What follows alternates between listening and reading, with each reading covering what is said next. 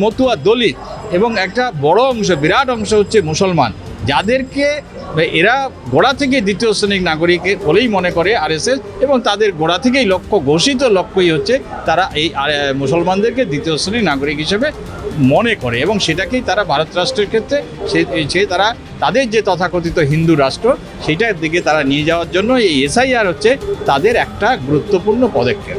একদিকে আরএসএস বিজেপির স্বার্থ, আরেকদিকে এই যে বড় বৃহৎ পুঁজিপতিদের স্বার্থ একটা জায়গায় এসে মিলছে, তারই পরিণতি হচ্ছে এসআইআর এবং তারই পরিণতি হচ্ছে আগামী দিনের এনআরসি। এবং এই একটা ভয়ঙ্কর গতিমুখ এটা প্রথম থেকেই ছিল এবং এটাই অনিবার্য ছিল।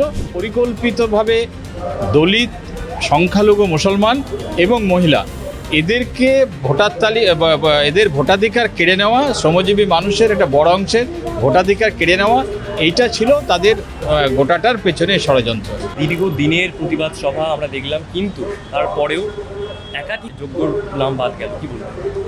দেখুন, এই নাম বাদ যাওয়াটা তো আমাদের কাছে প্রত্যাশিত ছিল, কারণ গোড়া থেকে যেভাবে এসআইআরটা হয়েছে এবং যে উদ্দেশ্যে হয়েছে, যদি কেউ সচেতনভাবে গোটা প্রক্রিয়াটাকে খতিয়ে দেখে তাহলে এটা প্রত্যাশিত ছিল যে একটা এই যতই ওরা বলুক যে একটা স্বচ্ছ ভোটার তালিকা তৈরি করার জন্য এসআইআর হচ্ছে, কিন্তু এটা সত্যি নয়।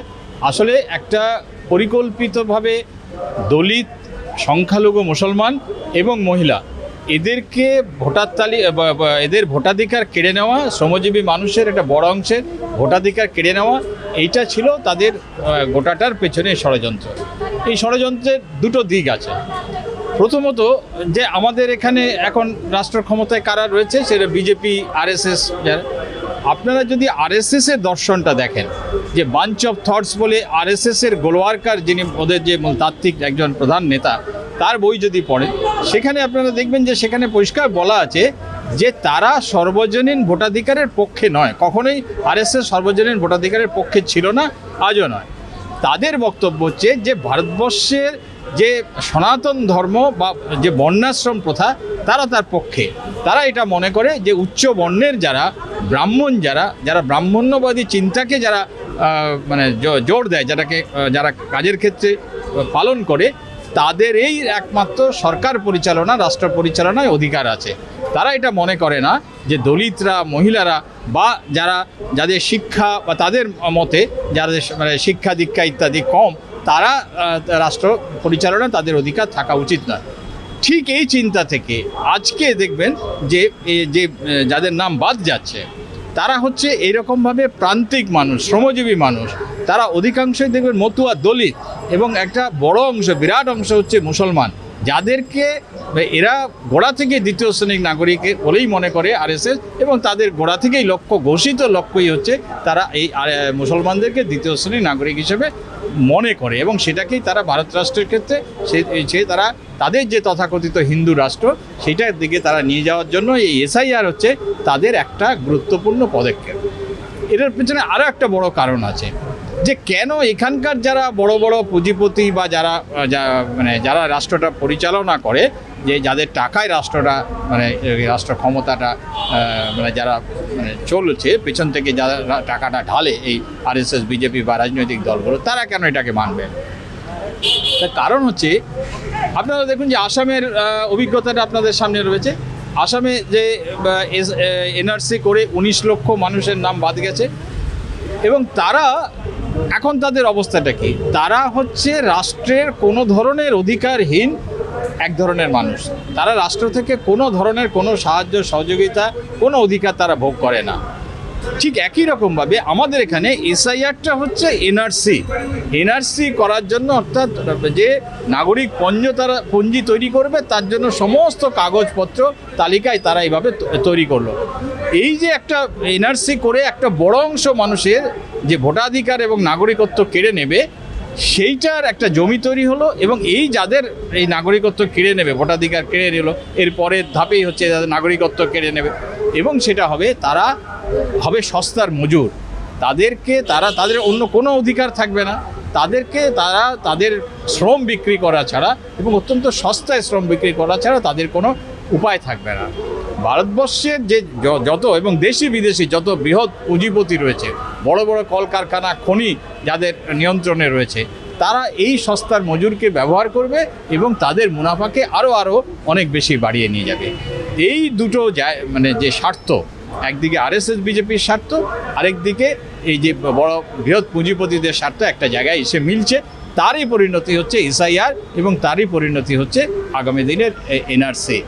এবং এই একটা ভয়ঙ্কর গতিমুখ এটা প্রথম থেকেই ছিল এবং এটাই অনিবার্য ছিল যে, এবং আপনারা বলছেন যে এত প্রতিবাদ হলো, দেখুন সত্যি সত্যি কি গোটা দেশ জুড়ে আপনারা কোনো বড় বৃহৎ কোনো মানে সত্যি একটা প্রতিবাদ কি আপনারা কি দেখেছেন? আসলে কোনো বড় রাজনৈতিক দল সেভাবে কিন্তু কোনো প্রতিবাদ তৈরি করেনি।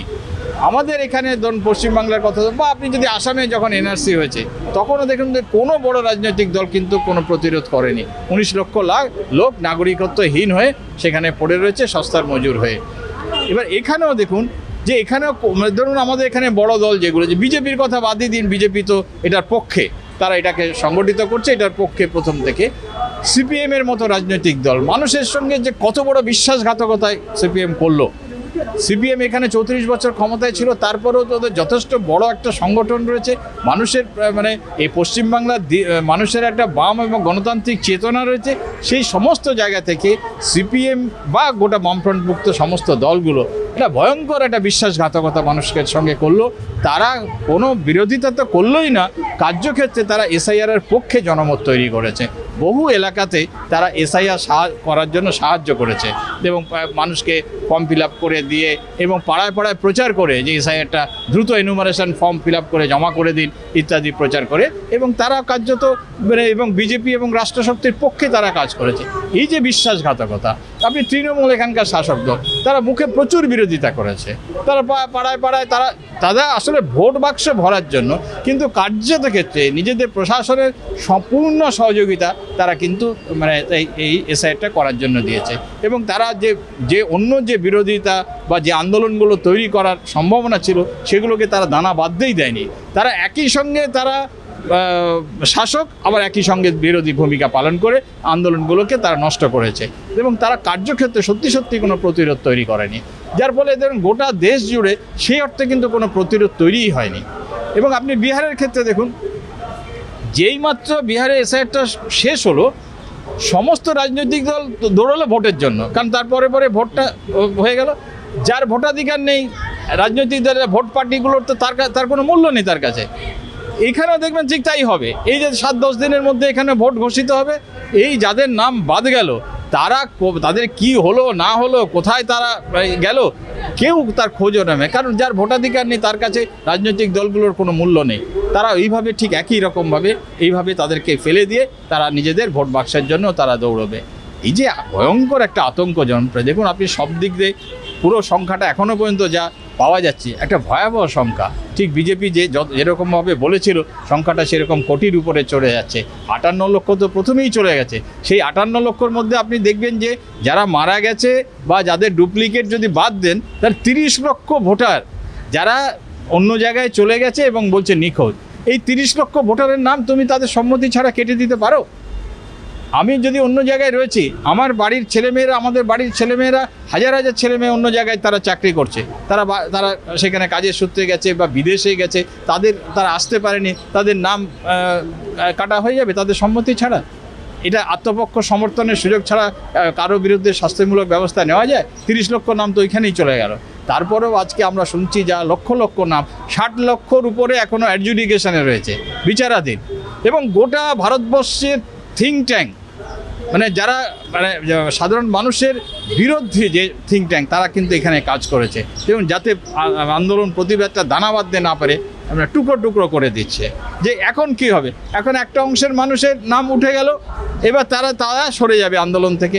এবার বাকি যে অংশটা রইল, যে আন্দোলনটাকে টুকরো করে দিল যাতে কোনো দানা বাঁধতেই না পায়। এবং পরে যে 60 লক্ষ, এই 60 লক্ষ যদি আজকে একসঙ্গে নাম বেরোতো, অন্তত এর মধ্যে 30 লক্ষ যদি নাম বাদ যায়, একটা প্রতিরোধ তৈরি হওয়ার সম্ভাবনা ছিল। এরা যেটা করলো সেটা হচ্ছে এটাকে টুকরো করে দেবে এবং বলছে যে প্রতিদিন যা স্ক্রুটিনি হবে সে অনুযায়ী নাম উঠবে। কেউ বুঝতেই পারবে না কত লোক বাদ গেল। অর্থাৎ গোটাটাই একটা পরিকল্পনা, ভয়ঙ্কর পরিকল্পনা, এবং গোটা রাষ্ট্রশক্তির যে থিঙ্ক ট্যাঙ্ক এর পেছনে তারা করে তারা ষড়যন্ত্র করে আজকে মানুষকে একটা ভয়ঙ্কর বিপদের দিকে ঠেলে দিল। এই যে বিপুল সংখ্যক মানুষ ভোটাধিকারহীন, রাষ্ট্রহীন, নাগরিকত্বহীন, এর পরিণতি কী?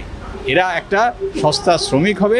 এরা মানে তাদের কোনো ওই যেমন মানে সত্যিকারের যেমন রোহিঙ্গাদের যেমন অবস্থা, যে লক্ষ লক্ষ রোহিঙ্গা যেমন বার্মা থেকে আজকে বিতাড়িত হয়ে দেশহীন হয়ে পৃথিবীর কোথায় মানে ঘুরে বেড়াচ্ছে, আজকে এখানে লক্ষ লক্ষ ভারতীয়কে আজকে সেই একই জিনিস হবে, লক্ষ লক্ষ বাঙালিকে সেই একই অবস্থায় সেই রোহিঙ্গাদের মতো, বাস্তবত রোহিঙ্গাদের মতো দেশহীন, রাষ্ট্রহীন, নাগরিকত্বহীন, ভোটাধিকারহীন এবং কোনো ধরনের অধিকারহীন, কোনো রাষ্ট্রের তার থেকে তারা কোনো ধরনের অধিকার পাবে না।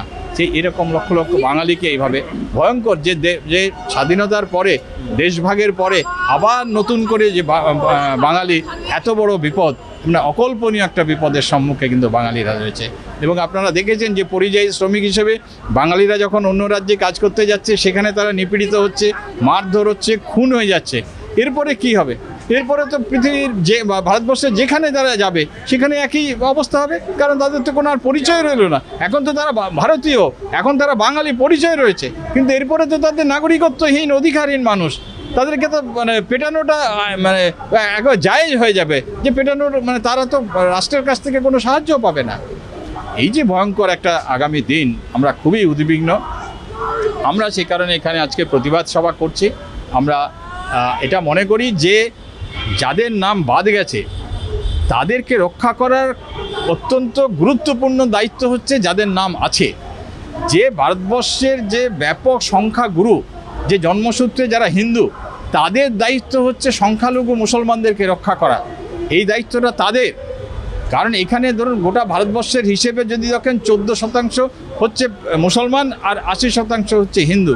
আপনি যদি পশ্চিমবাংলার ক্ষেত্রে দেখুন 70 কম বেশি 70% হিন্দু। তো তাদের দায়িত্ব হচ্ছে সংখ্যালঘুকে রক্ষা করা। এই যে গোটা দেশ জুড়ে আরএসএস বিজেপির যে একটা ভয়ঙ্কর শক্তি এবং তাদের রাষ্ট্র ক্ষমতাকে নামিয়ে দিয়ে আজকে মানে যেভাবে মুসলমানদের উপরে অত্যাচার করছে, তার বিরুদ্ধে কণ্ঠ তোলার দায়িত্বটা হচ্ছে সংখ্যাগুরুর। হিন্দুদের দায়িত্ব অনেক বেশি তাদেরকে রক্ষা করা। এবং দেখুন রাষ্ট্র জানে যে কত বড় অন্যায় করছে, যে কারণে সে আজকে তারা এখানে কেন্দ্রীয় বাহিনী নামিয়ে দিয়ে পাড়ায় পাড়ায় তারা আজকে মার্চ করছে, তারা ভয় দেখাচ্ছে, কারণ জানে তারা অন্যায় করেছে, তারা অপরাধ করছে। এই অপরাধী মন থেকে কিন্তু তারা আজকে বিশাল বাহিনী এখানে নামিয়ে দিয়েছে। তাই আমরা আজকের সভা থেকে আমরা পশ্চিমবাংলার মানুষের কাছে এটাই আবেদন করছি যে একটা মানে গণপ্রতিরোধ, জনতার প্রতিনিধি একমাত্র পারে এটাকে বদল করতে। এসআইআর বাতিল হচ্ছে আমাদের দাবি, যে কোনো নাগরিককে, কোনো মানুষ বেআইনি নয়। যে মানুষ শ্রম দেয়, যে মানুষ সম্পদ সৃষ্টি করে, সেই মানুষ যদি ভারতবর্ষে থাকতে চায়, তাকে ভারতবর্ষেই থাকতে দিতে হবে, ভারতবর্ষের নাগরিকের মর্যাদা দিয়ে দিতে হবে। সে কবে কিভাবে এসেছে এটা অত্যন্ত অপ্রয়োজনীয়, কারণ সে এখানে শ্রম দিচ্ছে, সম্পদ সৃষ্টি করছে, দেশের সম্পদকে সে বাড়াচ্ছে। সে যদি ভারতবর্ষে থাকতে চায় তাকেই নাগরিকত্ব দিতে হবে। এটাই সভ্য সমাজের রীতি, এটাই এত কাল হয়ে এসেছে। আজকে এমন কোনো পরিস্থিতি হয়নি যেটার জন্য এটাকে বদলাতে হবে। কাজেই আমরা এই দাবি করছি যে সমস্ত মানুষকে নাগরিকত্ব দিতে হবে, ভোটাধিকার দিতে হবে এবং তাদের সবার অধিকারের জন্য যাদের আজকে ভোটাধিকার যারা পেয়েওছেন, নাগরিকত্ব যাদের কাছে থাকছেও, তাদের দায়িত্ব হচ্ছে বাকিদের রক্ষা করা, তাদের পাশে দাঁড়ানো, তাদের পক্ষে আন্দোলন তৈরি করা। আমাদের সামনে একটাই বড় উদাহরণ রয়েছে, সেটা হচ্ছে পাঞ্জাবের কৃষক আন্দোলন। যে পাঞ্জাবের কৃষক আন্দোলন, কৃষকরা কিন্তু শান্তিপূর্ণ পথে দীর্ঘ আন্দোলন করে কিন্তু কৃষি আইনগুলো বাতিল করতে সরকারকে বাধ্য করেছিল। আমাদের এখানে 18, 19, 20 সালের এনআরসি বিরোধী আন্দোলনের উদাহরণ রয়েছে। সেই আন্দোলনের ফলেও কিন্তু তারা এনআরসি কার্যকরী করতে পারেনি। আজ মানুষই হচ্ছে সংগঠিত প্রতিরোধ হচ্ছে একমাত্র রাস্তা, যার মাধ্যমে আমরা এসআইআরকে বাতিল করানো সম্ভব, এনআরসি যাতে না হয় সেটাকে কার্যকরী করা সম্ভব। তাই আমরা এই এসআইআর বাতিলের দাবিতে এবং এনআরসির বিরোধিতা করে আমাদের যে আন্দোলন, এই আন্দোলন আমরা চালিয়ে যাওয়ার চেষ্টা করব সমস্ত সংগঠন এবং পশ্চিমবাংলার সাধারণ মানুষের কাছে রাখছি।